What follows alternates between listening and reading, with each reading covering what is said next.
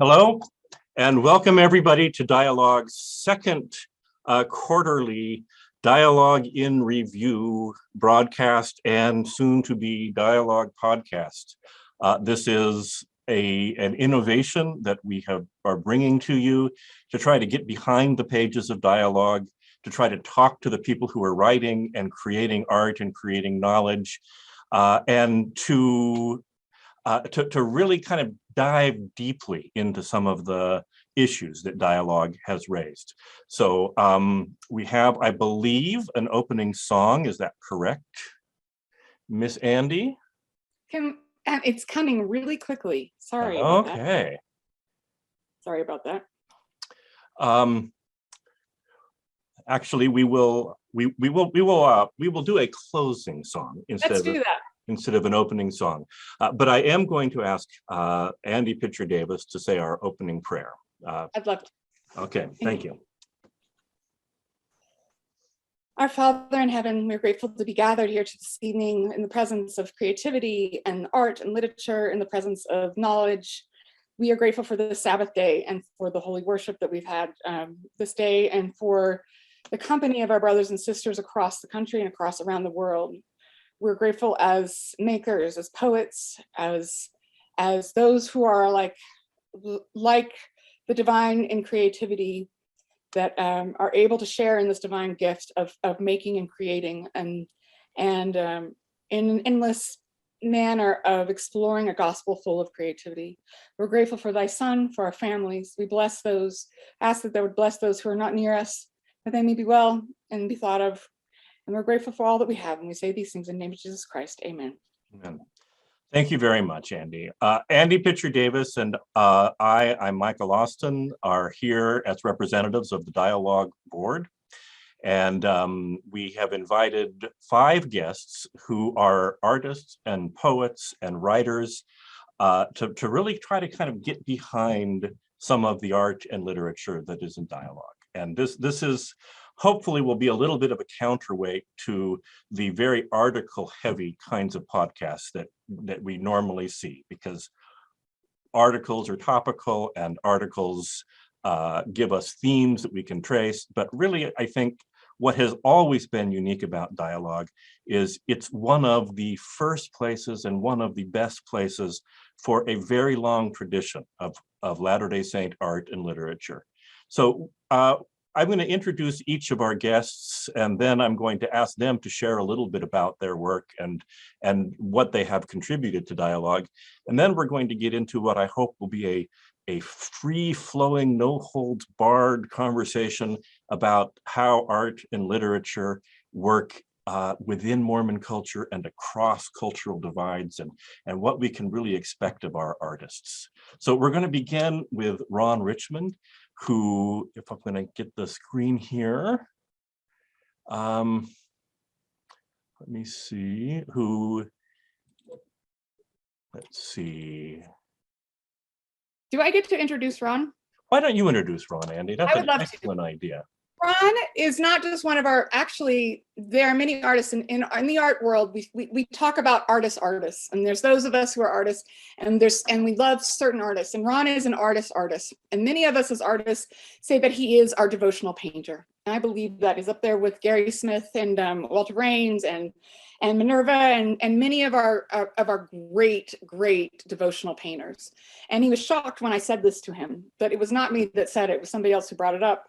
Ron I've known for many, many years. Our families go way back. And in the end, at the end of this is a piece of artwork that connects Ron and myself, a mountain and a town. And I know his family well, and he knows my family well.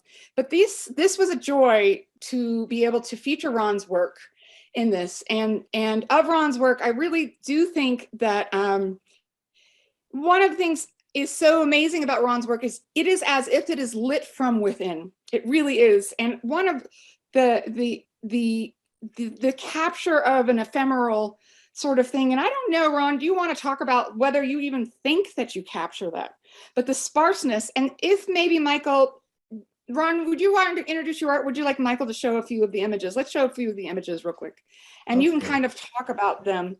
But it was a great honor to work with this. And this is one of my favorite Dialogue art issues ever. So So this is something, Okay. there we go. So here is the front cover of the fall issue of Dialogue, which I believe is called Exaltare #4, correct, Ron? Correct. Yep. And then just a few others of the just really remarkable works of art that that Ron has created and that that we've shared in this issue of Dialogue. If you want to kind of talk about, let me pull these up. That one's called Altar. Okay. And this one. I love this quote that Ron said that others have said of his work. He says, "The presence of absence, or the exquisite longing for the unobtainable." And the other quote of Ron's work was that compositional incompleteness, the powerful vacancy, is both disturbing and serene. And I felt like this idea of the disturbing and the serene and an emptiness of soul. And Ron, I don't know if you want to touch on that, but the emptiness of soul and emptying our souls of something that can be filled with something different and outside of ourselves can be disturbing and it can be serene. Yeah, I think, well, since I was in college, I was really interested in the idea of the sublime, which ties into that it can be sublime in nature, can be both destructive and redemptive, and so disturbing and serene. And I like that dichotomy of trying to get some of that, both of those things simultaneously in a painting. I'm going to ask Ron one question, and maybe it's something we can come back to just a little bit. I know we're talking about the larger scope of art and literature within Mormonism. But Ron, specifically, since I know you, I can ask this of you. What is it that in the making of art plays into your practice of worship, your practice of religion? In that, is there a connection between those two things? Or is it just a living? Is it your 9 to 5? No, it's I decided way back when that if I was going to do this, there needed to be some kind of profound reason, at least for me, to do it, to sustain a lifetime of doing art. It wasn't enough just to decorate or make pretty pictures for me. So right in the beginning, I said it's got to mean something to me symbolically in order for me to carry that on for a lifetime. And so they're very interconnected, my faith, my belief, and what I paint. I have to say, it's interesting. I have several of Ron's. I have a Ron painting and several drawings, and I find that I'm in constant conversation with them. Excuse me. And the conversation lasts more than just seeing them the one time. So those are sort of things where there's room for someone to come within it, a piece, and have a conversation with those. So thank you, Ron, for being a part of this issue. Thank you for asking. I'm very pleased to do it. Okay. So Ron, Exaltare, can you kind of give us the origins of that painting? I mean, I think it's one of the most striking covers we've ever had at Dialogue, and that's saying something. But it's one that I probably thought more about that cover than any painting I've ever seen on or in Dialogue. Well, thank you very much for that. As far as how they're painted, it's really interesting. You could just hang a piece of cloth on a chair or a table or hang it on something, but there really is something to the folds. I spend a lot of time getting the folds just right. For some reason, it really matters. There's some significance to the way the cloth is folded, and I don't know that there's a secret to it. I just keep rearranging it until it feels like something more than just a cloth sitting on a table. And it's hard to describe how that works, but they become a little anthropomorphic, I think, in my mind. The cloths are really substitute for us or for human interactions. So for me, they actually represent people without, say, illustrating a person's face and then someone saying, well, that doesn't look like what I imagined, or something. So they can become generic, but at the same time anthropomorphic. They become hopefully living One of the so go ahead. fascinating. I'll put a link in the chat to Ron's video. There's a time lapse of Ron painting this painting. And I'll put a link real quick. And but he's sitting there and he says, it's as if I have a dialogue with pain. And the pain tells me what. And so it was just really fascinating, that conversation, the give and take between art and maker. So I really appreciated that. So, but I will send that to you. Put that in the link chat. So. I mean, and I'll just say what was going through my mind, and I'm an English guy, not an art guy. But I looked at cloth, and then I looked at what wasn't there, and then it just kind of dawned on me that what isn't there is the whole point of the Easter message. The whole point of Easter is what wasn't there. I mean, in some sense. Am I missing the boat?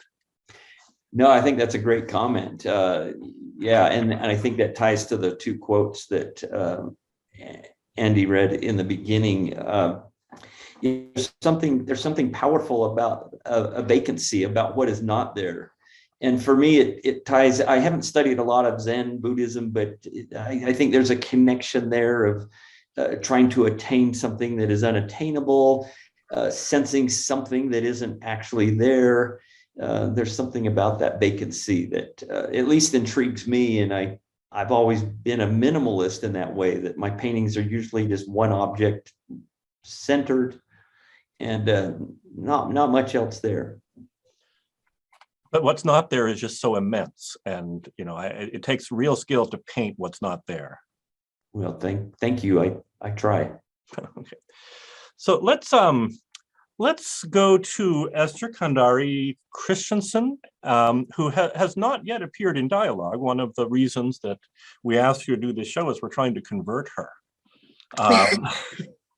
But she is, in one of my other hats, she is, I am working with her to edit a book of art by young LDS women of color who are artists.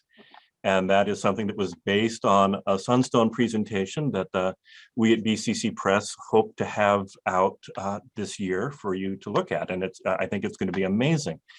But just going to show a few of Esther's paintings here, if I can make all of this technology work. Okay, so one of the things, Mike, while you do this, I want to explain about painters, and this is the same, writers, of course, but especially painters. This was the first Esther Kandari painting I saw, and it's huge. That one or this one? Nope, next one. And it is larger than Esther herself, and it's stunning. But the thing of it is as painters, they make their living brick by brick. It is brushstroke by brushstroke. And you can see the brushwork in Esther's work. It's not like they invent an app and it's duplicated. It's even not like reproductions sell of these so much to sustain them. This market for original artwork is like being a mason, and to go to work every single day. And it's the same for writers, I believe, as well. But just to do this amount of work is such, and to see the quality of work that Esther is producing at this age, and also her work ethic, is astounding. And it's also inspiring to me and others as well. So that's sort of my take on what has kind of been really a very quickly up and coming artist within the Mormon art world. And this is a piece that is owned by the church. And Esther, maybe you want to talk about just selling that piece to the church. And these images and creating a visual of what is the abstract in our principles. I think I see both in Esther's and Ron's work. Thank you, Andy. That's very kind of you. Just FYI, Michael, I just go by my maiden name professionally, so it's just Khandari. Okay. No offense. No I know it's Hanson on Facebook, but that's just because that's what I go by with immediate family and at church. Where to begin? Obviously I'm mostly a figurative artist, and I always loved the human figure. If you look at my journals from when I was a kid, even before I could write, my parents were always really big on journal keeping, and my parents helped me keep a journal from a very young age. And I would always ask my dad to draw eyeballs. So, back when I was 3 and dictating to my father what was supposed to be in my journal, there's all these fantastical drawings of eyeballs because my father's a designer as well. And that just stuck, I guess. And I've kept that. And I think what has continued my fascination with the human form as I have found my place in the religious art world is the reflection of the divine and the implications about the divine that can be made by using the human figure, both for better and for worse. And as Andy was saying, I'm very passionate about bringing to light issues in the BIPOC scene. Growing up mixed race, it always put me in this really interesting space where I could see what was happening in the white side of the church and also what was happening in the minority side of the church. And also my father being an immigrant and having spent some time overseas with his family, seeing how the church is different in America versus overseas, and some of the real theological problems that are presented by the Eurocentric culture of the church that is often placed on a global community and global organization. And so that kind of goes into like the negative side of how I've seen the body used to perpetuate, often I think sometimes unconsciously, a lot of negative stereotypes about who God is and who we are as their children. So yeah, that's a little bit about my work. I don't know what else you want me to say. And yes, I am converted to dialogue. I love the work you guys do. And so just call me, let me know which piece you want. And we will get the book done eventually. Okay. It's on the burner. Actually, can you talk a little bit about your master's thesis and the artwork you did for that and the religious nature of that? That to me is just an absolutely fascinating project. Sure. Put any of the pictures in there in this file. If I can find your file. While you do that, Ron, you have a piece that was in the salon a couple of years ago that I'll send you, Esther, that is similar to this. And I see this, the same echo, Esther, in Ron's figurative work too, is that we are patterned after, you know, this, the essence of our own sense of divine. And I'd be interested in one day talking with Blaire about you about this, about corpus, about body, and about divinity also. So yeah. For some reason those aren't in there. It seems to me that I'm going to add one right now. So okay. It'll upload in a second. It's the Rachel and Leah painting.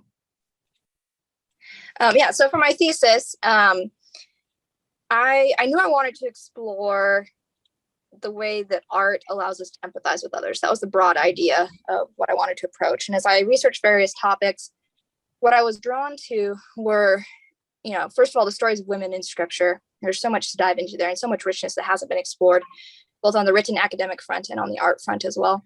And the niche I decided to go with was stories of infertility. And the reason for this is, as I was reading all these various stories of women, I realized there was this huge gap in the way that these stories were told. And that a majority of many of these women's lives, you know, whether that was Sarah or Hannah or, you know, any of these other very well-known figures, we always talk about the miracle in their life. We don't talk about the experience of infertility. We don't talk about the experience of faith being tried and prophecies being unfulfilled. And I feel like art has such a power to address those spaces in people's lives and people's experiences. And that's when we need the gospel. That's when we need spirituality, is during those times. And we weren't doing that. And so in preparation for the deliverable portion of my work, I did a ton of research. So I reviewed the collections of, I think it was the Met, the National Portrait Gallery, one of the big museums in London, and one other museum, I don't remember off the top of my head, but 3 or 4 really large museums that have a lot of figurative work in their collections. And I looked through all of the paintings that had Sarah, Rachel, Hannah, and I'm blanking, John the Baptist's mother, Elizabeth. So I looked at all paintings that had all 4 of those characters, because those are ones you can pretty consistently find in art history. And I categorized them by whether or not the painting addressed their life after or before they had a child. And the vast majority addressed their life afterwards. So there's all these pictures of them, you know, carrying their child, or, you know, seeing their child as an adult, or interacting in a point post-miracle. I did the same thing with Deseret Book and Fine Art America's collections as well, to try to see if, you know, there was any difference in modern depictions, and it was pretty much the same. I think it ended up being about 75% of the paintings were about them having a child. And of the 25% that addressed their life without a child, a vast majority of those were unrelated to having children and unrelated to infertility. And so it was just silence on that topic. And so then I did a bunch of psychological kind of review research as well, looking into what the current data is about how communities respond to infertility, especially religious communities where childbearing is such a central theme and often seen as a purpose in a woman's life, for better and worse. And again, it was just this dead silence. Like there was this emptiness in the narrative, visually and written wise. And so that's what I was working to fill with the deliverables that I painted. So each of these paintings represent a moment in these women's lives. So this one, that one right there. Okay, so this is Sarah that we have pulled up right now. And let's start from the beginning here. One of the things that's fascinating, and I'm going to jump in quickly because I have a question as you go through these. As you depict this is a topic that is so taboo, infertility. We don't speak of it. It's sort of, and there again, I go back to Blaire and queer theology, another thing that is taboo. We have these keepers of taboo. And Esther, I'm curious as we go through these, and you chose this fairly arbitrarily. I remember talking to you about this, but in depicting the taboo, this thing, what do we find? What is it that it is? Because this is, as our role as artists and writers is to describe the experience and teach others to see. So these are women who largely, I think, when I say these women are taboo because they're infertile, oftentimes I say that they are invisible. Mm-hmm. They're invisible from a society, or maybe the BIPOC woman is, or maybe the queer woman is, or maybe these women are not seen. And the artist and the writer teaches others how to see.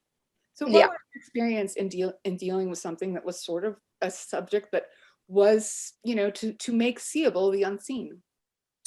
It's something that I find personally very humbling and simultaneously empowering. It's probably one of the main driving factors of my work. Like I love how you phrase that as making the seen unseen, and that you could phrase most of what I do under that umbrella. Personally, I found that with this series, it's really floored me, the responses I've gotten from people and how seen that they felt. Like I knew there was a need to address this. The data showed that. But seeing the qualitative responses I've received, it just is such a testament that this work needs to be done.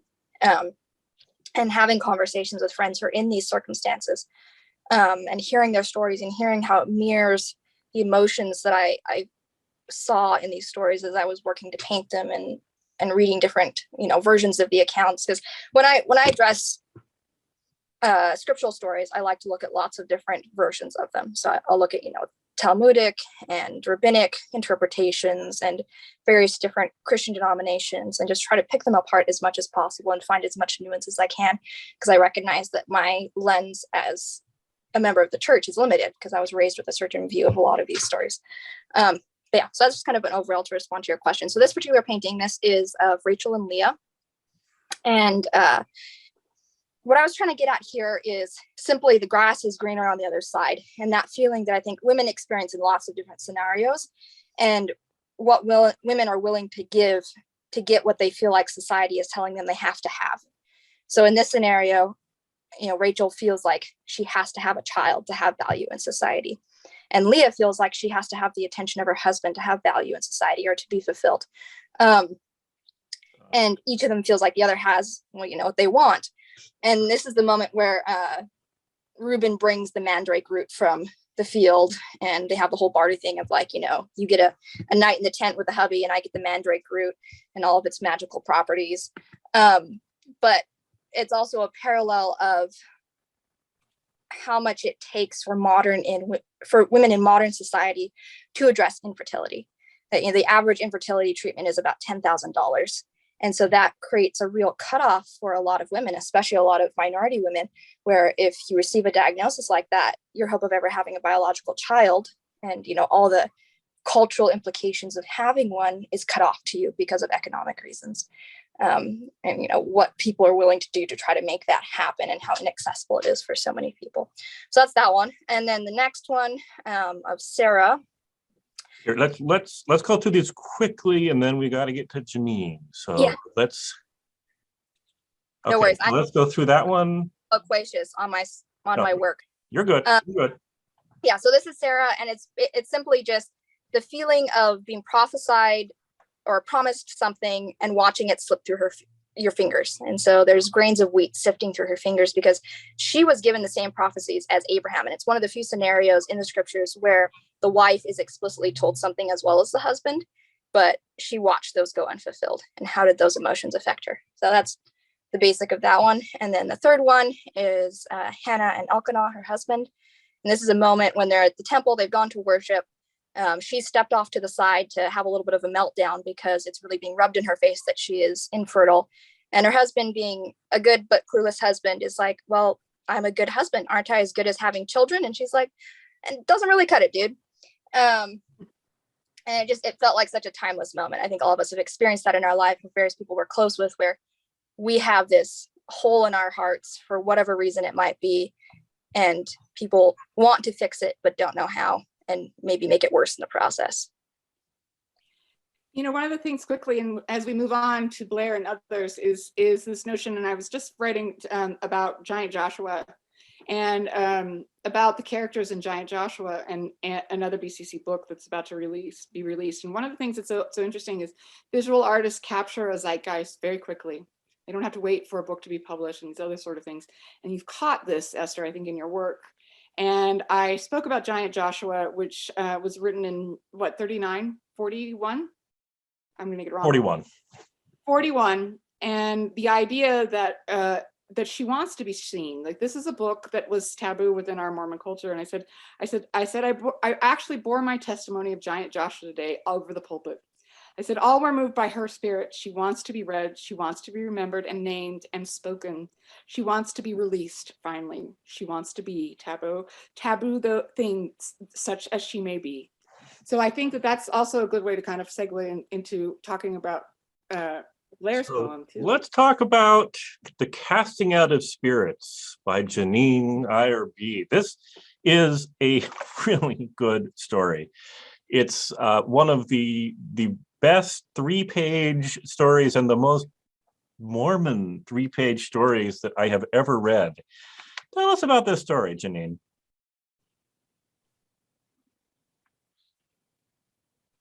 You're on mute, Janine. Sorry, I thought I got that. Well, yeah, I'm a ward organist and I'm also a writer. And so those things were going to collide eventually. Mm-hmm. This story was inspired actually by the ward chorister in my ward growing up, who took her job very, very seriously and would never allow herself to be released from that job. And so I just kind of envisioned this personality of this person who took her job very seriously. And that's kind of what we're asked to do in the church, is we're thrown into these roles and we're asked to fill them. And the Lord is there to help us. But I mean, I think that can kind of become an identity of sorts. I mean, I've been a ward organist for past 5 years now, and I don't foresee stopping that anytime because it's a dying art. So I'm at the risk of kind of giving it away. I will say that this not only involves the calling of the ward organist, but there's also a little bit about the spirit world in here. Yeah, I have found recently, in the past couple of years, I've been very inspired by the thought that the spirit world is all around us. Mm-hmm. The idea that I guess I feel a real closeness to my family that's passed on before me. Mm-hmm. Especially, there are some very creative people in my ancestral line. In fact, my great grandmother, I was just reading through memories about her on Family Tree, and someone said that she never bothered a great deal about housekeeping, but she gave other important things preference. And so she was, 100 years ago, she was busy learning to paint, and she was busy baking, and she was busy making and doing and creating. And so kind of when I sit down to write, I feel like she and my grandmother, who was also a very creative woman, I feel like they're kind of at my backs. They're kind of standing there over me as I write, as I play piano, as I do any of these things that I'm working on. besides the housekeeping, of course. There's more interesting things to do. But I feel like they're there, and that makes sense to me in the message of our doctrine, how we minister to one another. We are God's hands on earth. It makes sense to me that our family that has passed on before us would be God's hands in our lives as well, and continue to do so as we're living and growing and learning. So what are where are you located? Where do you live? I'm in Utah. Okay, you're in Utah. Utah County. I didn't want to make any assumptions about being in Utah or not being in Utah, but so you're kind of there in the midst of Mormon culture, Latter-day Saint. For sure. Culture. But you find so many elements of that story, of that culture, to bring into your stories in clever ways. What about the culture and what about the doctrine do you feel inspires you to write fiction? Oh boy. I think being here and being surrounded, I grew up in California, and I was always kind of hesitant when my husband was like, we're going to live in Utah. We've got family there. It makes sense. It was like, it does make sense, but I was always kind of like, I don't know if I want to live there. But being surrounded, seeing the people, seeing the trees instead of the forest, if you know what I mean, where I'm kind of giving in a little bit, I guess, stopping the resistance and being a part, being a tree amongst all these other trees, and being able to be a part of that and grow the culture, I guess. There are a lot of things about our culture, especially here in Utah, that are just laughable, that just make me giggle. And that's kind of my goal sometimes when I'm writing, is just to make myself laugh. But there's also a lot of things that probe deeply, and I think that comes to the doctrine. Is culture is born of our religion and our doctrine and what we're taught, and sort of, I guess you could say culture is an art on its own. The culture that we've raised, it's sort of an interpretation of the doctrine that we've been taught. It occurs to me reading the story, and in my professional life, I have been professionally an administrator at a Catholic university for 8 years and at a Methodist university now for 6 years. So I've been just engulfed in the cultures of other religions. No other religion could have written your story, because nobody else has callings and releasings from the congregation. That's something very unique that we do. And the idea of somebody so fixed to a calling that that they're there, and that they're there after they die. Sorry.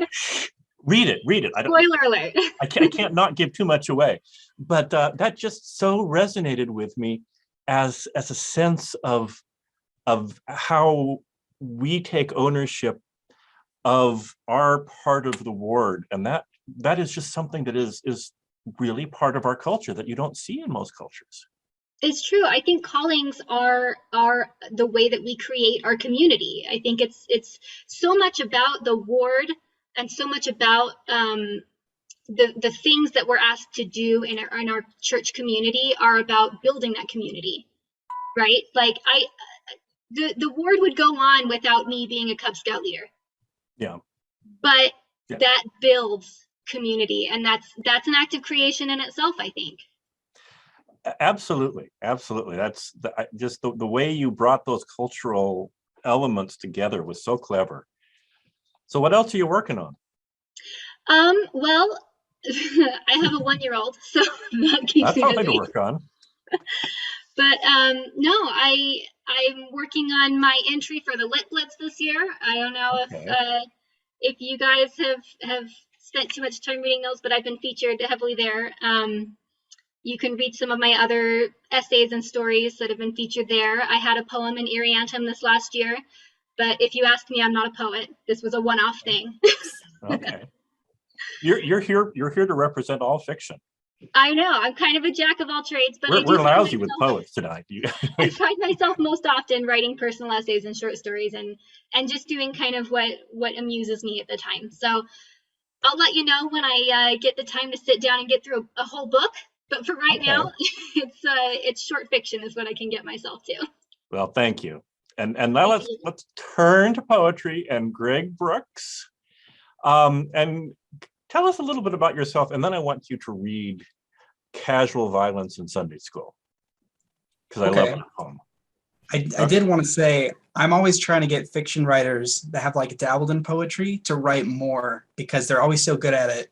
So I'm kind of an evangelist trying to pull them over. So please write more, Janine, because I'll have to check out that poem in Ariantum. So my name's Greg, and I'm a post-Mormon, culturally Mormon poet and student at Utah Valley University. And most of my work has been at my university's literary journal for the past 5 years. And so if you were to go through those back issues, you'd probably see a poet that's experimenting with a lot of different forms and finding his voice. And I think the poems and dialogue kind of represent me maturing a little bit, hopefully, in terms of accessibility to my work, as opposed to really just trying to see how much I can break language just for the sake of it. This one, I think, has a little bit more heart, or at least the poems in dialogue do. You wanted me to read Casual Violence in Sunday School? You can read whichever one you want, but I like that one a lot.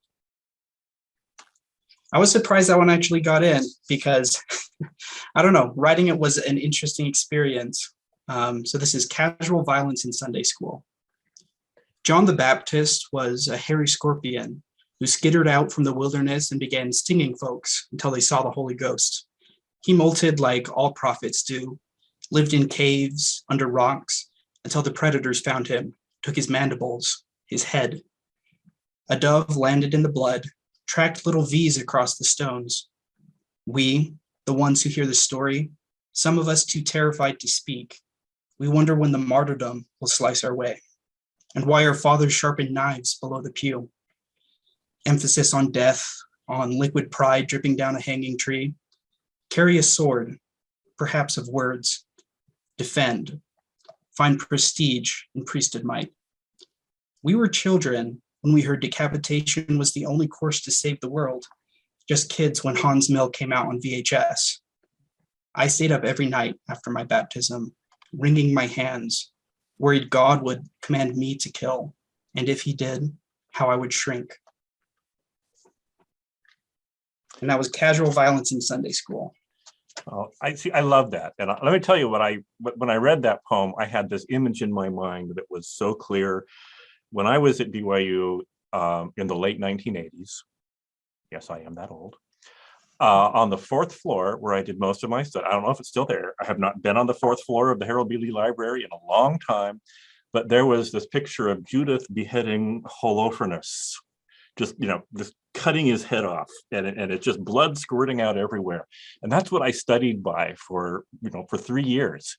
And it was so hard to reconcile the peace of the library and the sort of the goodness of the gospel with this woman whacking this guy's head off, huge. I mean, this is a huge, is it still there? Does somebody know if it's still there? They probably got rid of it. But I mean, it was just an awesome painting, but it was gory. I love what you're bringing up there, though, is that dichotomy of and it's not always spoken about. And I think that's what I'm trying to tap into a little bit. And I was worried maybe I'd gone overboard a little bit. The depictions of violence sometimes are cathartic for yourself if they've traumatized you, but you risk re-traumatizing an audience, right? But it's not particularly graphic. I found it. Did you find this? Ron, do you want to speak to this piece? This is such an important piece. And it's even, I think, better than the Caravaggio, to tell you the truth. Profoundly. Wow. Yeah, is this painted by, go ahead and explain this. I don't know if I can explain more than what we see, but I believe it's by Gentileschi, the female Renaissance painter who has just recently kind of come, she's kind of coming into her own a little bit. At least people are recognizing that she was a legitimate and a very amazing painter and artist from the Renaissance. But this is one of the things that's so profound about this is from a female's perspective. and the force and the torque and that strength that is there, I think, is even stronger than her contemporaries in many ways. But that depiction of violence, I think, there is that sense, as you said, Ron, earlier, there is destruction also. So it kind of fits in this idea of violence and how the dichotomy of things. And just a side note, she had suffered some abuse from men in her life. Horrible abuse. That's right. And this has just been really obvious to me this year, going through the Old Testament, which is my favorite work of scripture. I love the Old Testament, but the Come Follow Me manuals, they'll do like six chapters, and then they're going to leave out 2. And if you look at the 2 they leave out, that's in Judges where the courtesan is dismembered. We're not going to talk about that. We're going to talk about some other things. And I love it when a poet kind of brings that to the surface and kind of makes us grapple with what's really in there. And it's not always like a wise thing, but it's certainly an ambitious thing to try and speak what's maybe silently on people's minds. Sometimes you miss in a big way and people are like, that was just you. Then other times people are like, oh, I felt that too. And that's something that's been kind of invisible, going back to some of what we were talking about with Esther's art, where it's like, it's a lived experience for so many people that the fact that it hasn't been spoken about or depicted or given artistic play is a real shame, because so many people deserve to have their story represented.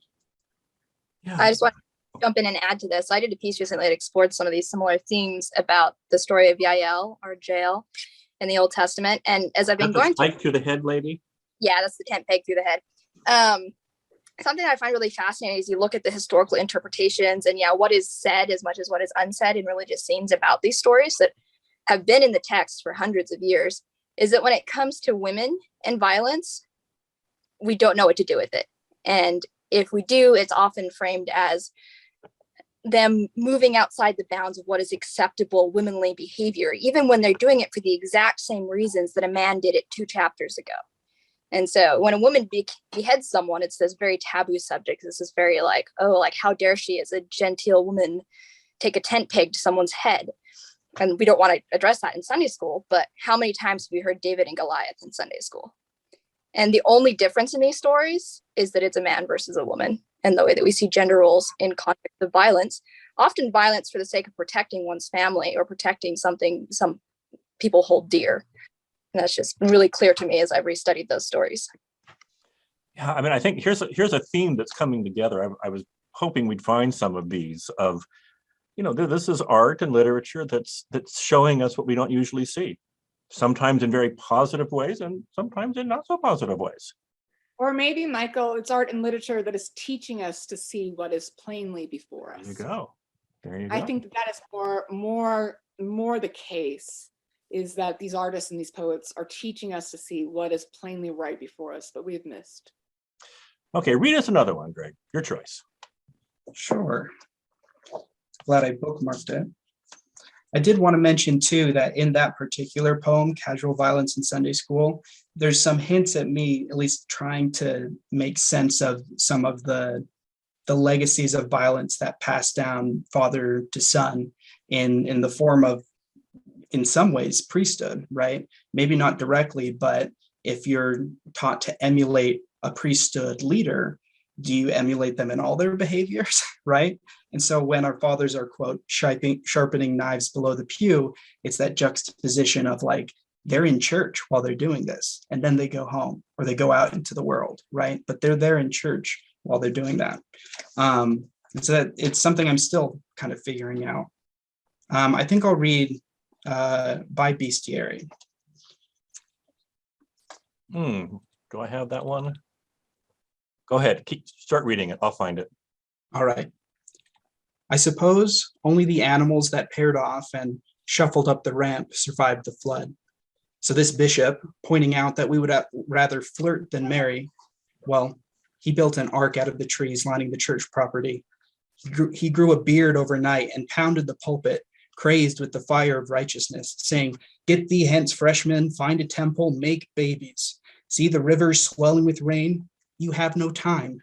Buy a ring." Every week I'm invited to the zoo. Single salesmen, white shirts and ties, as if the weight of straight men could convince me to marry. In fact, it sends my body into the water, another animal, the last of its kind. Okay. So talk about that one a little bit, and I suspect that's going to be a really nice segue into Blaire. Oh yeah, it would be. So that one I think is probably one of the more like sense-making kind of poems that I did. A lot of these poems are coming from a very particular point in my life, probably 3-4 years ago, maybe. A young single adult, very depressed, frankly, unimpressed by what I was receiving at church and trying to find my own spiritual direction in addition to life direction, right? Usually those things are paired, especially at that age. And with that, understanding my burgeoning bisexuality and kind of what that meant in the context of Sunday school, where I remember there was a lesson once where they told us to have 2 backup dates for every date, and we should do a date every week. And they drew like a staircase of like how to go from like 3 dates a month to then engagement and then marriage, and just my eyes just kind of glazing over. And I would just, at a certain point, I started coping by reading the Fire in the Pasture anthology, edited by Tyler Chadwick. And there's a lot of poems in there that deal with like celibacy and sexual orientation and just like what it means to be in a body. And that was kind of freeing for me to be able to think about what it meant to be more than just what fits into the box that I was being taught in church. So yeah. And I think that is such a good segue into Blaire, who is a quadruple threat here. She has published both an article and a poem in Dialogue in the last 2 months. I'd like her to talk about her poem, but also a little bit about her recent book, for which I was the editor, called Queer Mormon Theology, which has really shaped our landscape a little bit. So Blaire? Thank you so much for having me with these amazing panelists. So before I even introduce myself, I just have to say stuff to everyone else because I love everything everyone's saying. Ron, I love your minimalist work, and everything you're saying about what is absent and what is missing is so important because that's where the imagination gets to play. We don't get a lot of that in the correlated art. It's all depicted. It's all very clear. We have the answers. This is what's right in front of you. But your art, this minimalist art, and I love abstract artists for this reason as well too, you get to play here. Your imagination gets to take a field trip here. And so I love your work. Keep doing everything you're doing. It's absolutely fantastic. And Khandari, oh my gosh, I want to sit and talk with you over your favorite beverage and talk to you all day about infertility and queer bodies and intersex bodies and gender roles and everything you just said. Your work is amazing. And I love the symbolism. It's so beautiful. So beautiful. But I'm all in. And both Yes. Ron and Esther, you guys know that Blaire in her own right is just a really fine painter. And Blaire's abstracts especially I love. So and really a productive artist as well. So oh, thank you, Andy. Okay, so Janine, right? Janine, we have never met, and this is my first time meeting you. Oh my gosh, I read your piece of short fiction in preparation for this, and never did I ever feel more at home. Like for a second, I was on the verge of feeling like this is every Mormon's person experience ever at some point in their life with someone in the church. I've like never read anything more Mormon.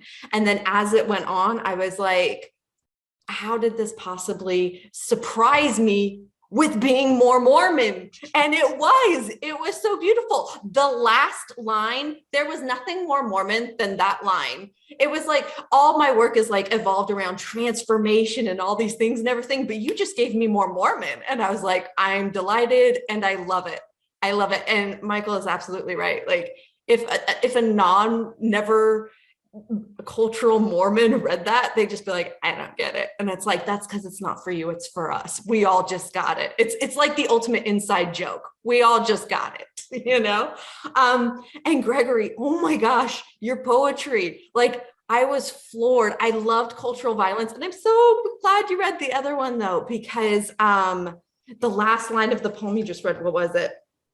Oh my gosh, the last of its kind. Like in Mormonism, going along with some of Khandari's work, like if you're not a breeder, what are you? You're going extinct. You know, that's a lot of like the interpretation of theology. Like if you're not a breeder, if you're not going that direction, you're on your way to extinction. And that one hit me so hard in so many ways, in a lot of personal ways. And I absolutely loved it. So anyway, I'm just thrilled to be here with amazing artists, amazing thinkers and writers. And anyway, so I mostly talk about queer stuff. I wrote a queer book, Queer Mormon Theology. I do some poetry, I do some painting, I do some academics, I do some writing. When people always ask me what I do, I usually just say independent scholar, which is just code for, you know, pretty smart and pretty unemployable. So that's pretty much what I do. But here tonight, we're talking about a poem I wrote. So this poem. You want to read it? Sure. Yeah, I would love to read it. Just as a quick preface, so most of the work I do revolves around queer stuff and everything. And this is the most heterosexual thing I've ever written in my life. And it's a love letter to my husband. And one thing led to another, and it ended up in dialogue. And so I am thrilled that it's there. But I shall read. It's story time now, right? Okay. Young gods, slipping off a Sunday dress and hoping you'll join me and undress. No more dark slacks and white shirts. Corruption of innocence tends to hurt. It's worship too irreverent for pews. Forgive my transgression against a holy muse, but trust me, crisis leads to transition. Take your time, steady your volition. Have a bite of this forbidden fruit and see. Nothing you knew is what it seems. Come with me and I'll show you a sight as our bare souls gleam in the evening light.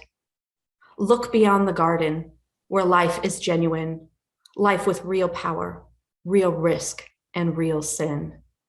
I'll crush a snake with my heel and a subtle grin. The act barely even bruised my skin. The world has finally made her debut. Orange rocks, a purple sky, an ocean blue, pink clouds, green leaves, all brilliant hues. The lone and dreary world isn't dreary with you. We're out of the garden now. Look at what has been endowed. We'll till the earth by the sweat of our brow and ask all our questions. No more sacred cows. Close your eyes and imagine eternity, then manifest that vision with me. Heaven is here on earth if we're willing. Our cup runneth over. Possibilities are spilling. Bring your gods. I've brought mine too. Together we'll find out which ones are true. We are that we might have joy, and priesthood power is ours to employ. I can see you have an appetite. Here's my fruit. Have another bite. The work begins tomorrow at first light, but let's laugh like young gods tonight. Wow. So, yeah, I'm not even sure where to begin with this. Like, again, it's so cis hetero. But yet it is so me. I wrote it as a love letter to my husband because in so many ways, so much of my work, I live in the queer world, yet at the same time being in a mixed orientation marriage, my husband very much keeps me tethered to the straight world. And when I say tethered, I mean that in a loving way, like holds me to the ground like gravity, that I'm not like floating away. And in so doing, I ended up writing this also. This was quite some years ago, during the midst of his faith transition, I would say coming off the tail end of his faith transition, and watching him experience the world fall from his feet, and literally his Eve coming up to him and being like, and we very much have an Adam and Eve relationship. I'm like, I have this fruit, have some. And he's like, are you sure? And I'm like, yeah. And he's like, but we're not supposed to. And I'm like, do you intend to obey all of Father's commandments? Take a bite, son. But for me, it was very much a way of working through this process of transformation, walking away from a sense of ignorance and a blissfulness in a lot of ways, but walking out into this new world.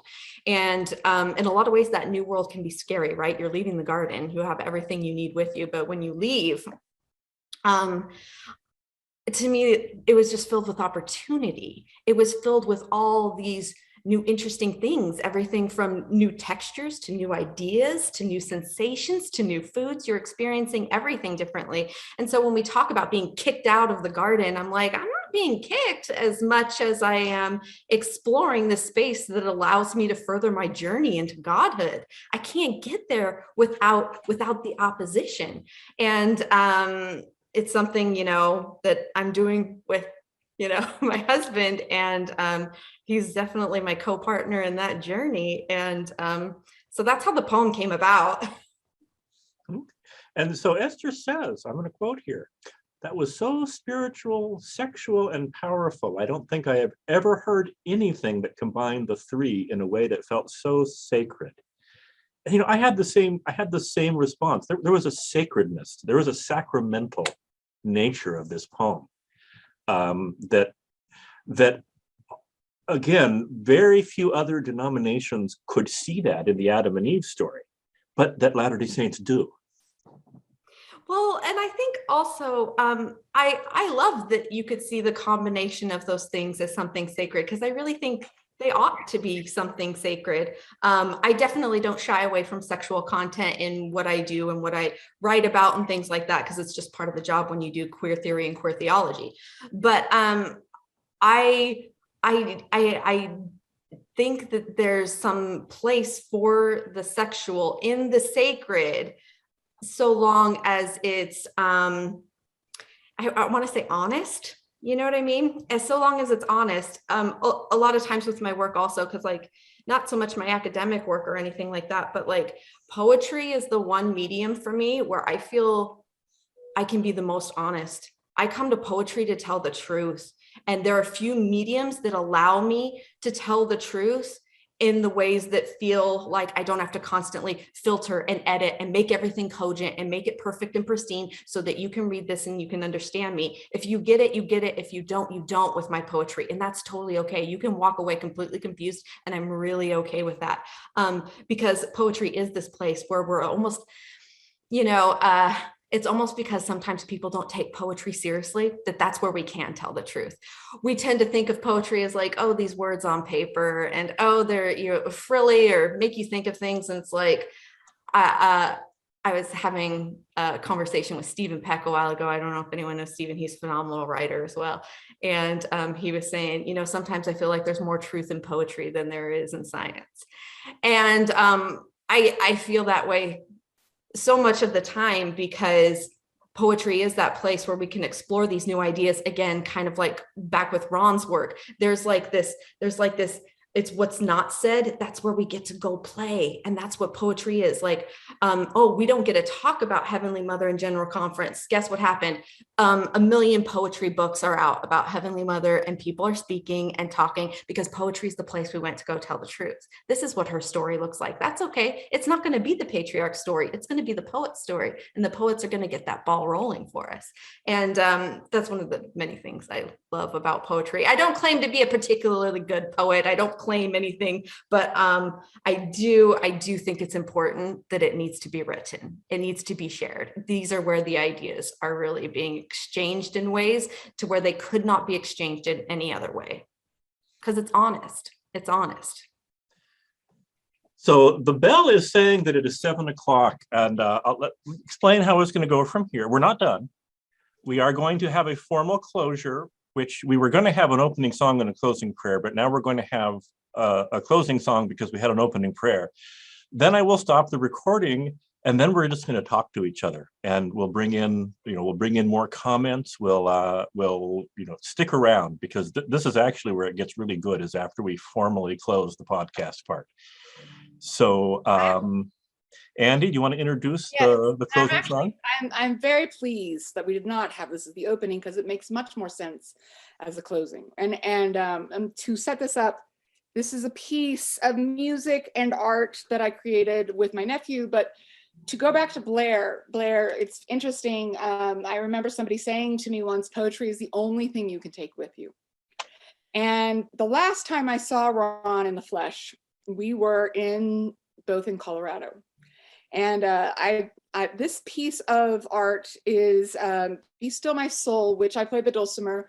My stepdaughter, Rebecca Davis Stevenson, sings like an angel. And maybe we recorded this with the family band. And my other stepdaughter, Liz Davis Maxfield, plays the cello. And we recorded this probably 2001, I think. But I placed it with a video, a drone over what had been destroyed. And Ron and I were in the place called the Troublesome Wildfire, had destroyed my home. And this is the connection we have, is this connection to place.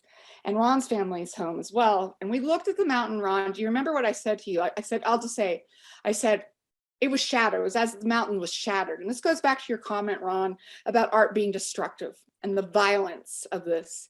And I said, if we had $1 million, what Mormon artist would we hire to depict this idea of this mountain just shattered? And the way this came about, we decided Clay Wagstaff, by the way, with a pencil drawing, a 42 by 42 pencil drawing. But anyway, so the interesting thing is that as this came about, people would ask me, and I haven't talked to Ron about this, but people would say, okay, the fire, the troublesome, was it an act of God or was it an act of man? I said, neither. It was an act of the goddess. It was a reckoning and well overdue. And I did 2 pieces of art. The 2 pieces big pieces that I did were, they were assemblage pieces, and they both were based on the hosting the troublesome goddess. And so this piece was, and my piece in Springville goes back to this idea of the feminine divine being all of it, being the creative and the destructive, being everything. She is all of it. And it was a thank you letter. I said, in Springville, my artist statement said, before the fire, we would host at our home people, lovely people, important people. I said, as of October 21st, 2020, we hosted the goddess. We hosted all of the unnamed, all of the meek, all of the mothers of the innocent. We hosted a reckoning, and that's a step up for us. So this is Rocky Mountain National Park and hosting the troublesome goddess. Be still.